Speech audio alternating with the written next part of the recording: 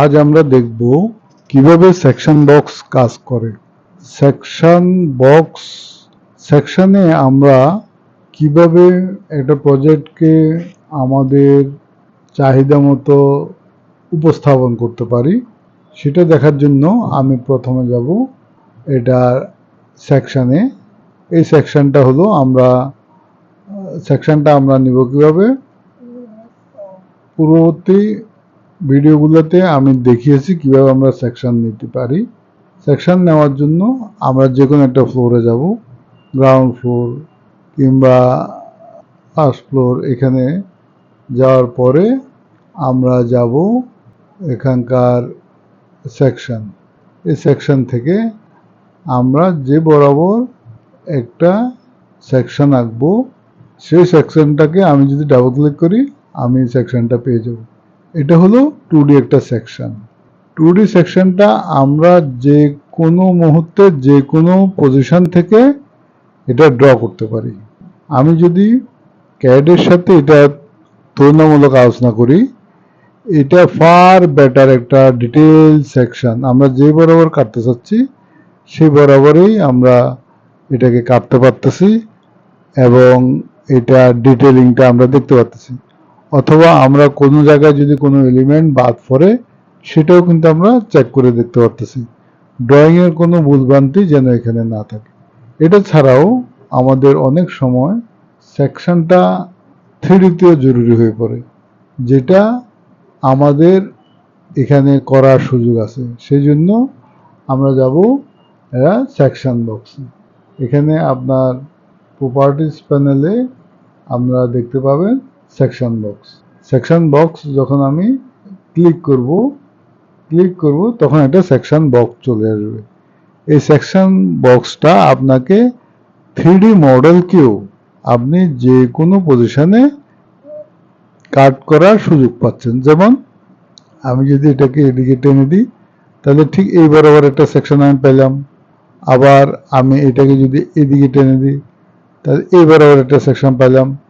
তাহলে আমার বিল্ডিংয়ের ভিতরেও কোনো জায়গায় কোন পজিশনে আমার সেকশনটা নিতে হবে সেই জিনিসটা আমরা যে কোনো পয়েন্ট থেকে আমরা বাইর করতে পারবো। এবং এখন 2025-এ এটার আরো কিছু বেনিফিট আছে। এই সেকশন বক্সটাকে খুব সম্ভবত পুরানো ভার্সনগুলোতে এই জিনিসটা ছিল না। এখন এই ভার্সনটাতে এই ধরনের একটা অপশন যোগ হয়েছে, যেটা আপনি যদি ইচ্ছা করেন এটাকে ঘুরাইয়াও যে কোনো জায়গায় আপনি এটাকে কাটতে পারবেন। সেক্ষেত্রে আপনাকে এটা যে কোনো পজিশন থেকে আপনি জিনিসটাকে ঘুরে দিতে পারবেন এবং এটাকে আপনার কাঙ্ক্ষিত লক্ষ্য অনুযায়ী আপনি জিনিসটাকে সেকশন করতে পারবেন। আবার এই সেকশনটা আপনার প্ল্যান ভিউতেও আমি সেকশনটাকে এইভাবে করছি। আমি সেকশনটাকে এইভাবে করব না, আমি এটাকে ঘুরাই ফেলবো, আরো ঘুরাইয়া এই বরাবর কাটবো।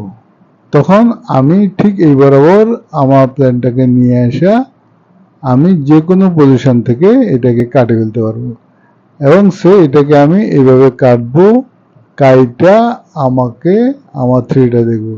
তাহলে এটা এইভাবে এখন আমি যদি এটা নিচের দিকে নিয়ে যাই, এটা উপরের দিকে নিয়ে যাই, তাহলে দেখেন আমার সেকশনটা এই বরাবর রেডি।